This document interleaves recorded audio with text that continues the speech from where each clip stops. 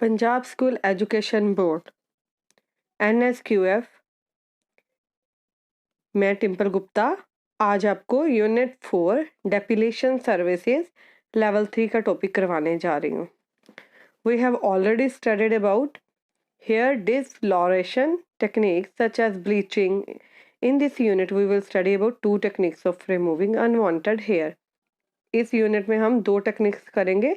Unwanted hair जो हमारे होते हैं उनको कैसे रिमूव करते हैं। The 2 techniques that are commonly use to remove कौन कौन सी होती है 2 टेक्निक्स जो रिमूव करने वाली? Main waxing and threading. Waxing and threading must understand the basic anatomy and psychology of hair. The different type of hair are as follows. Different type of hair कौन कौन सी होती हैं?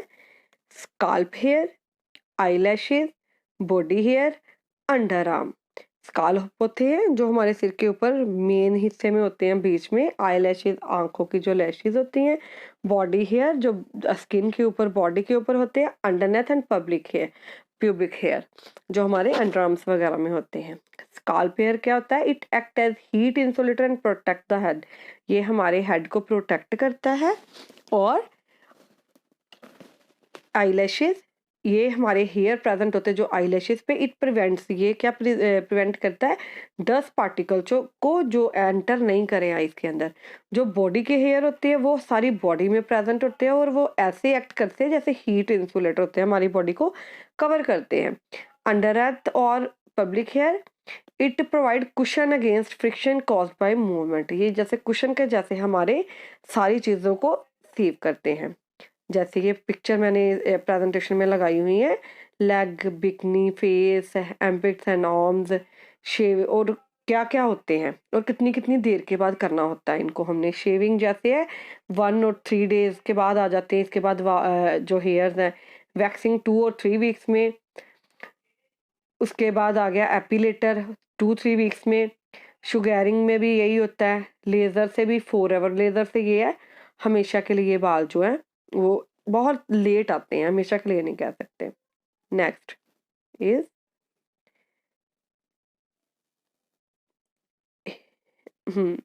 हमारी जो है hair growth cycle. Hair growth cycle में क्या है? एनेगन, कैटेगन, टेलोगन और exogen. Anagen during this stage bulb regenerate, जो बल्ब है वो रीजनरेट होता है और प्रोड्यूस करता है एक हेयर स्ट्रैंड को। ये stage during with the hair fall, ये इसमें क्या होता है? इस स्टेज में हेयर फॉलिकल जो है वो एक्टिव हो जाती है और हेयर लगातार कॉन्टिन्यूसली ग्रो करते हैं। ये स्टेज जो लास्ट होती है 2 से लेके 7 साल में। New hair in the early average stage grow faster than the old hair. इस एज में ओल्ड एज से ज़्यादा यहाँ स्पीड से बाल हमारे बढ़ते हैं। और कैसे बढ़ते हैं? 1.25 सेंटीमीटर पर मंथ के हिसाब से। सेकेंड स्टेज जो हमारी आ जाती है कैटेगन। इसमें क्या होगा? नेक्स्ट स्टेज जो हेयर की है इसमें क्या हो जाता है? दिस इज ट्रांजिशनल फेज जिस विच लास्ट फॉर 2-3 वीक्स। 2 और 3 वीक्स के बाद ये तक ये रहती है। इस साइकिल में hair follicle undergoes phase or change. ये जो होती है चेंज आता है कुछ हेयर में और हेयर ग्रो नहीं होते। नए सेल्स जो है वो फॉर्म्ड होते हैं और फॉलिकल रिट्रैक्ट करता है और स्टार्ट करता है उसकी अपवर्ड माइग्रेशन में। ये आपके जैसे एनेगन हो गया, इसके बाद आ गया catagen. Hair follicle detaches from nourishing blood supply. आप देख रहे हो यहाँ पे पिक्चर बनी हुई है। हाँ जी। नेक्स्ट टेलोगन और एक्सोगन। उसका दिस पिक्चर पीछे है, आप यहाँ से देख सकते हो। जैसे टेलोगन में क्या है? This is the resulting phase. यहाँ with where hair no longer growth, यहाँ हेयर जो है ज्यादा नहीं बढ़ते और अटैच रहते हैं फॉलिकल से। ये स्टेज लास्ट हो जाती है 3 और 4 महीनों में। आफ्टर अबाउट 3 मंथ, 3 महीनों के बाद हेयर फॉल्स जो है when there is hair fall, यहाँ पे हेयर फॉल्स होंगी जब हम हेयर वॉश करेंगे या कॉम्ड करेंगे। इसके बाद क्या होगा? Follicle can again start the anagen phase. फिर से वो एनेगन की फेज में आ जाता है। ठीक है। Each hair follicle produce new strand passes to 25 to 30 cycles of production in entire life time. Approximately 30%, 13% जो फॉलिकल्स है are in telogen stage at a time. Exogen after the resting period के बाद जब टेलोगन स्टेज पे आ जाता है, उसके बाद टेलोगन स्टेज जो उसकी रेस्टिंग पीरियड होता है, बिगिन टू वो फिर से ग्रो करते हैं। When the follicle reaches full length, वो पूरे लेंथ में ग्रो करता है और नए हेयर जो स्टार्ट हो जाते हैं। ठीक है, इसके बाद आ जाता है हमारा वैक्सिंग ऑफ द आर्म। जैसे ये पिक्चर में बता रहे हैं वैक्सिंग कैसे करते हैं। वैक्सिंग क्या है? एक टेम्परेरी हेयर रिमूवर टेक्निक है हमारी, जिसमें गर्म या ठंडी वैक्स जो है वो यूज करते हैं हेयर को रिमूव करने पे, डिजायर्ड एरिया पे जो होते हैं। Wax is applied directly to the skin, वो डायरेक्टली अप्लाई होती है स्किन के ऊपर और उसको खींच के हम पुल्ड बैक करते हैं तो वो हेयर्स निकल जाते हैं। जितने भी अनवांटेड हेयर हैं जो हमें नहीं चाहिए हमारी स्किन पे, उसको हम वैक्स के द्वारा पुल आउट कर सकते हैं। जैसे ये किन किन एरियाज पे होते हैं, just like waxing or eyebrows, upper lip, public area, back, arms, legs, underarms. However, any area on the body can be waxed. हम किसी भी एरिया पे वैक्स कर सकते हैं। Waxing has several benefits compare to other removal techniques. कैसे? It is effective method to remove large amount of unwanted hairs to at one गो।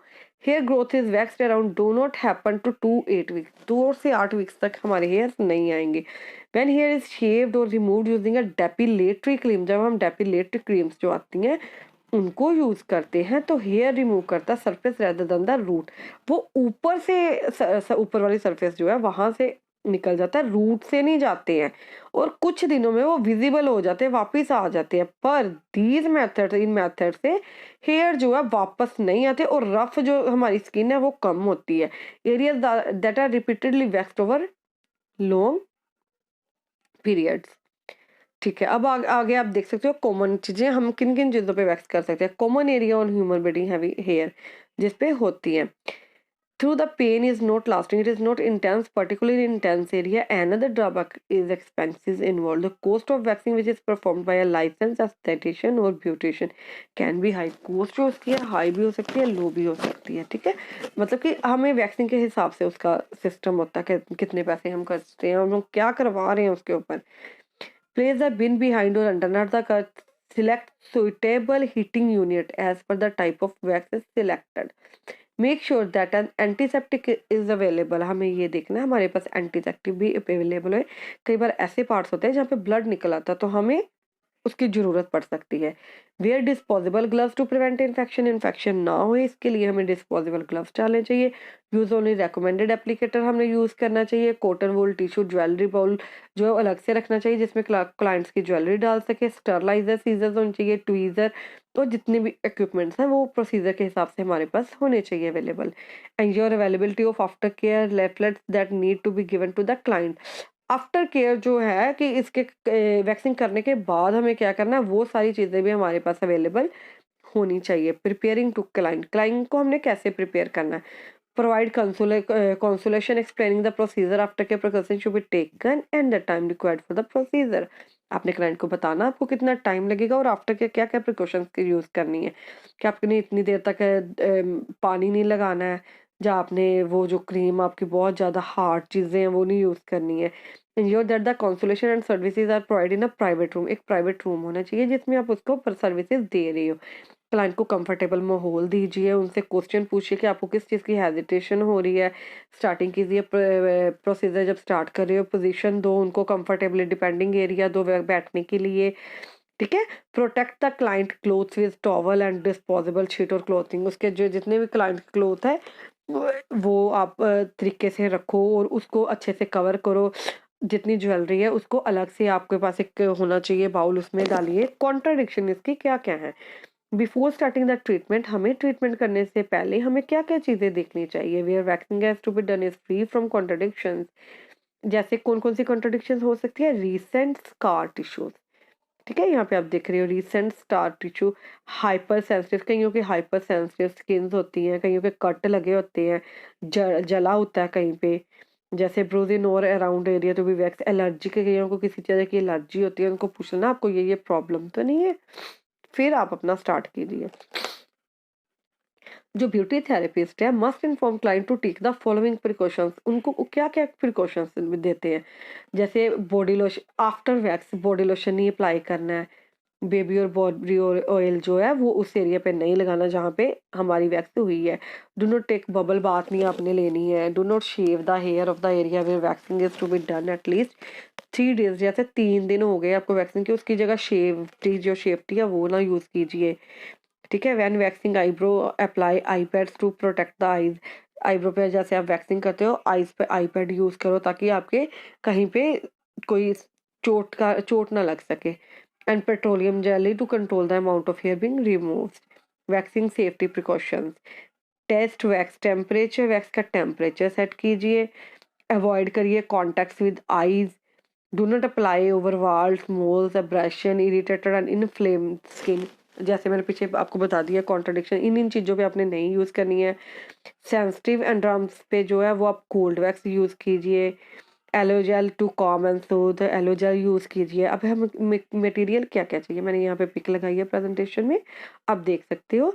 हमें क्या क्या चीज़ चाहिए। Heating unit, this one is heating unit. हाँ, wax चाहिए, waxing strips चाहिए जैसे हम वैक्सिंग उतार सकते हैं, जैसे मसलिन और फाइबर के क्लोथ्स हो सकते हैं। एप्रन हो सकता है थेरेपिस्ट के लिए, थेरेपिस्ट एप्रन डाल के करे। डिस्पोजेबल ग्लव्स होते सकते हैं अपने हाथों में डालने के लिए। प्लास्टिक और पेपर की शीट्स हो चाहिए जो कवर क्या करेगा आसपास का एरिया। डिस्पोजेबल क्लॉथिंग और एप्रन फॉर क्लाइंट्स होना चाहिए। Antiseptic lotion, purified non perfumed powder आपके पास होना चाहिए। उससे ये हो जाता है जैसे हम पाउडर लगा देते हैं स्किन की तो वो खुश्क सी स्किन हो जाती है ना, तो फिर उसको ड्राई सा हो जाता है, जैसे उसको आसानी से हम निकाल सकते हैं। फिर कॉटन के wool, scissors to cut long hair और स्ट्रिप्स, जो हेयर्स कट करने के लिए वो सीजर्स रखो। वैसे आईब्रो कटिंग के लिए अलग सीजर भी आती है। Tweezers for removal of stray hairs, tweezers होने चाहिए। स्पैचुला जिससे हम अप्लाई करेंगे वैक्स को। Tissues, soothing lotion, barrier cream और ऑरेंज स्टिक। ये क्या हो गया मटेरियल जो हमें चाहिए। अब प्रोसीजर क्या है हमारा वैक्सिंग का, जैसे आप ये देख रहे हो वैक्स की स्ट्रिप है, उन्होंने वैक्स लगाई हुई है, ऊपर स्ट्रिप लगाई हुई है और अपवर्ड जो है पोजीशन में उन्होंने खींचनी है। Make the feel comfortable, client को कंफर्टेबल की make the client feel comfortable. Choose most appropriate pre wax application product. हमें जो बढ़िया से बढ़िया प्रोडक्ट है वो जो यूज़ करना है। एरिया देखना हमने कौन सा आइडेंटिफाई करना, वहाँ पे कोई प्रॉब्लम तो नहीं है, कोई जला जुला कटा निशान तो नहीं है। Heat wax in heating unit still it melts, तब तक गर्म कीजिए जब तक वो मेल्ट नहीं हो जाता। ये नहीं उसको गड़का लेना है और अब फिर लगा देना, उसकी स्किन जला देनी है। नो, ये चीज़ों का आपने बहुत ध्यान रखना है। Dust the area with powder, जितना एरिया उसको पाउडर के साथ लगाइए ताकि स्किन जो है थोड़ी स्टिकी सी हो जाए। टेस्ट कीजिए टेम्परेचर का वैक्स का अप्लाई करने से पहले रिस्ट पे। Apply the warm wax on skin and small wooden spatula, warm wax जो है वो स्किन पे अप्लाई कीजिए छोटे स्पैचुला से। चेक कीजिए लेंथ हेयर की, और length of the hair must be 1/8 होनी चाहिए। ठीक है, उससे ज़्यादा नहीं हुए hair. 1/4 inch 3 to 5-6 minute if the hair is, अगर हेयर बहुत छोटे हैं तो वैक्स से नहीं वो निकाले जाएंगे। अगर बहुत बड़े हैं सिग्निफिकेंट डिस्कमेंट कर में आपने देख लेना किसी हिसाब से है, आप उसी हिसाब से निकाल सकते हो। एक स्ट्रिप ले लीजिए क्लोथ का, जैसे हम पीछे पढ़ चुके हैं। वैक्स हैज ए कूल्ड, जगह जब ठंडी हो गई है तो उसको लगा लीजिए। When the strip is removed hand pressure can be applied to the area. जब स्ट्रिप रिमूव कर दिया अपने हाथों को, जैसे नीचे पिक्चर में दी हुई है, पहले ए में लगाया है, बी में उसको मला है जैसे ऊपर से, और सी से हमने उसको खींचा है। ठीक है, आपने देख लेना कि आपका कैसा। टाइप ऑफ वैक्सिंग, वैक्सिंग की टाइप्स कौन कौन सी होती है। There are 2 type of waxing, hold and cold, hot and cold. Hot waxing, this is the most common type of waxing offered by salon. ये आमतौर पे यही वैक्सिंग है जो यूज करते हैं सैलून्स में। It involves heating up of wax and applying it on the body part. इसमें क्या होता है, वैक्स को गर्म करते हैं और अप्लाई करते हैं बॉडी पार्ट पे अनवांटेड हेयर को रिमूव करने के लिए। Wax sets on the skin. In this method strip of paper और cloth is gently put over the skin. इसमें क्या होता है कि जेंटली तौर पे हम, जैसे हम पीछे पढ़ चुके हैं पिक्चर्स में हमने देख लिया, इसको लगाना और उससे स्ट्रिप से उतार देना। टाइप्स ऑफ हॉट वैक्सिंग, कौन कौन सी होती है हॉट वैक्सिंग की टाइप, जैसे हमने पिक्चर में बताया हुआ है। स्ट्रिप और स्टॉप वैक्सिंग, स्ट्रिप और stop waxing. Soft waxing, soft wax. It is also known as strip waxing and includes spreading a thin layer of hot wax on the skin. इसको क्या बोल सकते हैं हम? Strip waxing. हाँ जी, जैसे एक स्ट्रिप ऑफ पेपर और क्लॉथ होता है, उसको वैक्स पे लगाना होता है and pulled off in the direction opposite direction में हमने खींचना है. It is mostly use on larger areas like arms और लेग्स पे यूज़ करते हैं.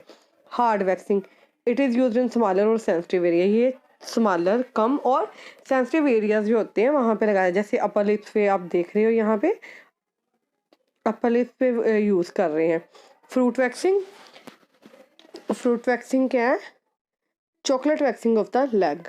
इसमें क्या होएगा? Hard waxing and mostly recommended on sensitive skin. This type of wax is beneficial for skin. It is rich in antioxidant and vitamin because of fruit ingredients present in it. इसमें fruit ingredients present होते हैं. It is gentle on skin and hence costly, थोड़ी सी costly होती है. उसके बाद आ जाती है chocolate waxing. It is rich in antioxidant due to presence of chocolate in it. Sugar waxing, it is mixture of sugar, lemon and hot water. Cold waxing, इसके बाद ज़्यादा चाहिए कोल्ड वैक्सिंग. आप देख रहे हो कोल्ड वैक्सिंग क्या है? हॉट वैक्सिंग के जैसी ही होती है, एक्सेप्ट इसमें क्या क्या नहीं होता है. It comes in form of readymade. ये रेडीमेड बनी होती है. जैसे वैक्स स्ट्रिप हमें रेडीमेड मिल जाएंगी. और cold wax does not require heating. उसको ज़्यादा हीट करने की जरूरत नहीं, गर्म करने की जरूरत नहीं है. Strips are rubbed between the palms and the wax is warmed by the body temperature. उसको हमने रब किया एंड खींच लिया. Strip is pulled off removing the hair. It is not messy as hot wax. Hot wax के जैसी messy नहीं होती है. Facial waxing procedure makes the face smooth और free of hair. Facial waxing किसको बोलते हैं? इससे फेस जो है स्मूथ हो जाता है और हेयर इसमें से निकल जाते हैं. जो नए हेयर है वो 2-3 वीक्स में आ जाते हैं, ग्रो हो जाते हैं. इसके बेनिफिट्स क्या क्या हैं? इसके बेनिफिट्स हैं, it is beneficial for people with prominent facial hair as bleaching gives the golden look to the face. Shaving leads to the growth of stubble. The hair loss effect lasts for 2 or more weeks. Sorry. Waxing act on hair follicles and leads to reduction in growth of hair over time. It is cheaper than laser treatment. Next, drawbacks क्या है इसके? It is painful as it done on the face. ये painful होता है. It leads to redness as an immediate effect. इस पे क्या हो जाता है? रेडनेस आ जाती है. बट इट रिड्यूस आफ्टर, थोड़ी देर के बाद चली भी जाती है बट इमीडिएट इफेक्ट इस पे आ जाता है. It lead to in growth hair if not done correctly. जो इन ग्रोथ हेयर है वो अच्छे तरीके से डन नहीं, सही तरीके से नहीं निकल पाते. इट कैन लीड टू, जैसे इसको क्या, इससे क्या हो जाता है? Infection, irritation, Burns, allergic. अगर सही तरीके से नहीं करते तो ये चीज़ें हो जाती हैं. Limitation, it can be done only a suitable length और हेयर. ये बहुत कम, जैसे 1 सेंटीमीटर लंबे हेयर्स ही निकाल सकता है. ये मॉइस्चराइज स्किन पे सही काम नहीं करेगा. ऑयल और lotion must be apply on the face on the day of waxing. Oil और लोशन अप्लाई करना पड़ेगा आपको. इस must not be done over cuts. ये कट पे, वाउंड, पिंपल्स और एक्नेस पे काम नहीं करेगा सही तरीके से. ऑल्टरनेटिव हेयर रिमूवर, ऑल्टरनेटिव क्या होता है? अगर हम वैक्सीन नहीं करते तो इसके अलावा हम क्या कर सकते हैं? जैसे आप देख सकते हो वेट शेविंग, इलेक्ट्रिक और ड्राई शेविंग. वेट शेविंग में फोम यूज होती है और उससे हम वैक्स शेविंग कर सकते हैं. इलेक्ट्रिक और ड्राई शेविंग, इसमें क्या होता है? हम जो मशीन आती है उससे शेविंग कर सकते हैं. डेपिलेटरी कंपाउंड्स, एपिलेटर, लेज़र, आप सामने पिक्चर में देख सकते हो. ट्वीजिंग के द्वारा, ट्वीजिंग से ये है, प्लक्कर से आप थोड़े थोड़े बाल रिमूव कर सकते हो, बहुत ज़्यादा नहीं. ठीक है, हाँ जी. Next, disposing of the waste. जैसे कि हमने बताया पीछे, waste resulting from the waxing procedure must be considered as contaminated. Certain guidelines must be followed to dispose the waste. जो हमने वेस्ट को डिस्पोज करना उसके लिए कुछ चीज़ें ध्यान में रखनी होगी. Used wax strips must be dumped into beans. जो हमने वैक्स स्ट्रिप यूज कर ली उसको बिन्स में फेंक दीजिए. Dump all waste collected in small line bins into larger line clinical waste bins. Use industrial gloves, जो इंडस्ट्री ग्लव्स है वो यूज़ कीजिए डिस्पोज करने के लिए क्लिनिकल वेस्ट को। बेनिफिट्स क्या है इस चीज़ के? आगे आ जाता है threading for shaping the eyebrows. जो थ्रेडिंग है वो कैसे करते हैं और उसके क्या क्या बेनिफिट्स हैं। Threading is suitable for smaller areas like forehead, ये थोड़ी थोड़ी जगह पे, जैसे ज़्यादा बाल नहीं निकल पाते हैं जैसे वैक्सिंग से, वो हम थ्रेडिंग से कर लेते हैं, जैसे upper lips, eyebrow, chin and other area of face. Threading is generally done to give shape to the eyebrows, को शेप देने के लिए यूज़ करते हैं। It is less time consuming than waxing. Waxing में जैसे हीटर को गर्म करो, फिर वैक्स लगाओ, स्ट्रिप लगाओ, ये कम टाइम में हो जाता है। It is suitable for almost all skin type पे ये हम कर सकते हैं, कोई केमिकल यूज़ नहीं होता। हेयर ग्रोथ जो है धीरे धीरे आते हैं। इसकी लिमिटेशंस क्या है? इफेक्ट ऑफ थ्रेडिंग 1-2 वीक्स में आ जाता है। जैसे procedure has to be done to frequent intervals on sensitive skin पे रेडनेस और रैशेज हो सकते हैं। Avoid threading on areas which eruptions like pimples और एक्ने, जहाँ पे पिंपल और एक्ने है वहाँ पे हम नहीं कर सकते।